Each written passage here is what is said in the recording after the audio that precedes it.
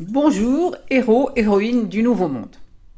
Pour réussir un projet, réaliser un souhait, la bonne volonté ne suffit pas.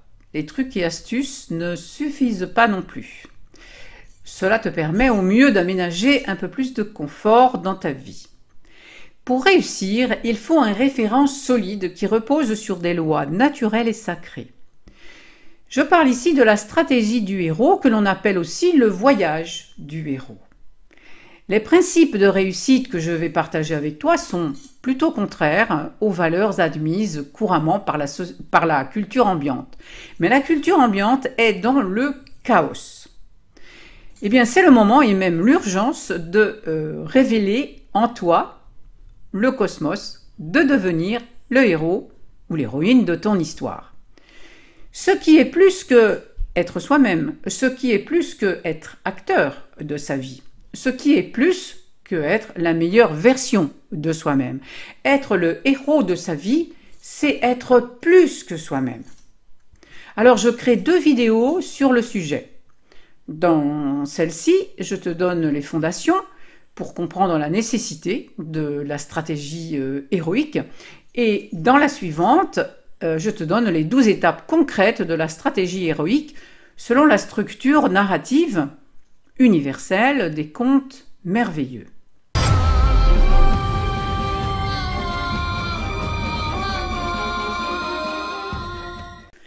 Je suis Élisandre du blog Le Royaume Amoureux et j'accompagne l'accomplissement de soi par la mise en œuvre d'un souhait grâce à la stratégie de réussite des contes merveilleux. Imagine-toi comme le battleur, appelé aussi le mage ou le magicien. Tu sais, l'arcane numéro 1 du tarot. Il a ses outils sur un établi. Eh bien, on va poser certains outils de représentation, des concepts de base pour se comprendre, toi et moi. Des concepts tels que le chaos, le cosmos, la réussite et puis l'architecture de l'être humain. Car s'il est question de voyage du héros, eh bien, il faut savoir d'où on part et où on va, et qui est le héros qui fait le voyage. Donc, première question, qu'est-ce que le chaos? Quand tu te sens impuissant, impuissante, dans l'impasse, dans la frustration, tu es dans le chaos. L'énergie, elle n'est pas à ta disposition car elle est dispersée. Les éléments dont tu as besoin sont comme des pièces d'un puzzle éparses devant toi. Alors, il te faut une image finie du puzzle à construire, sinon, eh bien, c'est difficile de remettre de l'ordre, évidemment. Alors, si tu n'as pas de projet, si tu n'as pas d'idéal, de souhait, de désir, de vision du futur, eh bien, tu n'as pas de boussole. Donc, tu n'as pas de sens à ta vie, pas de direction, et ça génère beaucoup de stress et d'angoisse. Tu ne disposes pas, donc, de l'image pour construire le puzzle.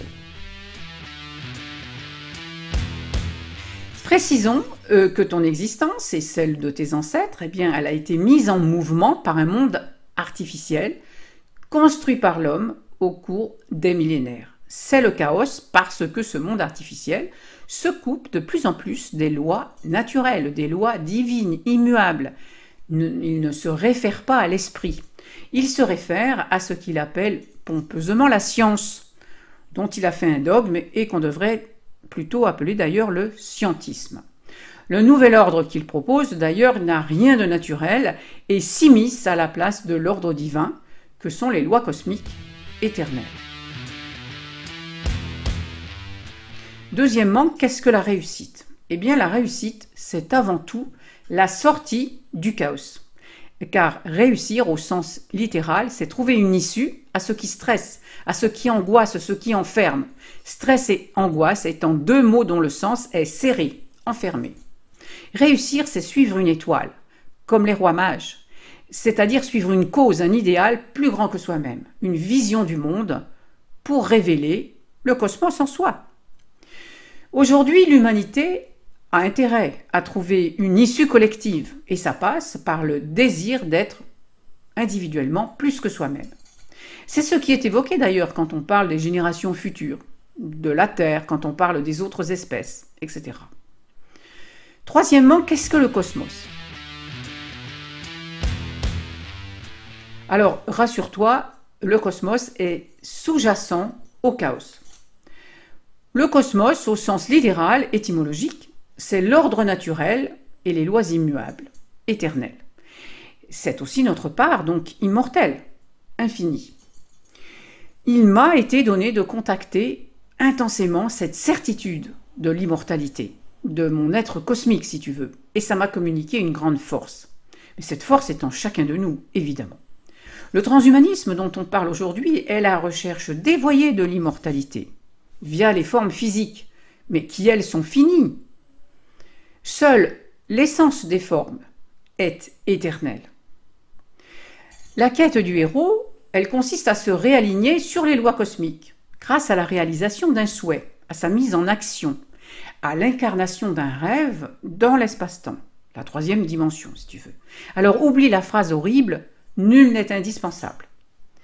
Tu es indispensable comme chaque pièce du puzzle, et si tu manques au monde, eh bien l'image finale ne se révèle pas.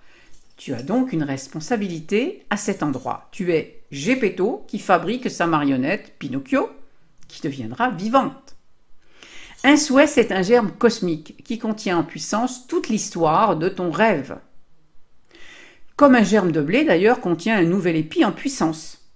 C'est le principe de la fécondité. Quatrièmement, quelle est l'architecture de l'être? Alors, l'étoile de notre système solaire, eh bien c'est le Soleil, évidemment, qui est notre phare, notre centre cosmique, notre centre spirituel. En astrologie, le Soleil représente l'idéal à atteindre, le but, l'étoile à suivre. Son symbole, c'est un cercle avec un point central. Le point central représente notre conscience supérieure, le plus que soi, notre esprit divin, ce qui est immuable et éternel en nous. Dans la Bible, d'ailleurs, ce mot éternel, il revient très souvent. C'est à la fois le néant et le tout qui prend forme dans l'espace-temps de la périphérie du cercle. La périphérie représente notre être transitoire, notre psychisme avec nos désirs, nos sentiments, nos croyances et tout ce que contient le psychisme de mouvement, de changement, de forme et d'expérience.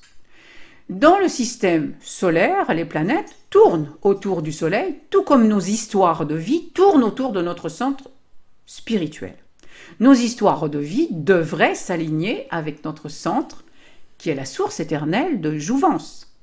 Mais nous nous laissons souvent happer par les mondes dangereux, artificiels et chaotiques, créés par l'homme. Le deuxième aspect de l'architecture de l'être humain, c'est sa dualité. Féminin, masculin, intérieur, extérieur, objectif, subjectif, etc. Je viens de parler du centre et de la périphérie du cercle. Eh bien, le centre est le féminin et la périphérie est le masculin. Pour s'aligner, ils doivent s'épouser.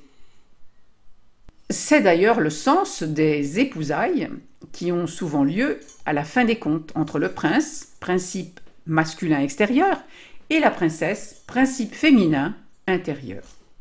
Alors pour ceux qui ont rajouté au conte ils se marièrent et eurent beaucoup d'enfants, eh bien cela veut simplement dire que cette alchimie de la dualité est féconde et génératrice de créations nouvelles dans le jardin d'Éden. Éden, c'est l'ADN. Un enfant est le produit de l'ADN de ses deux parents et il représente une expérience nouvelle pour l'humanité. Synthétisons ce que nous venons de voir.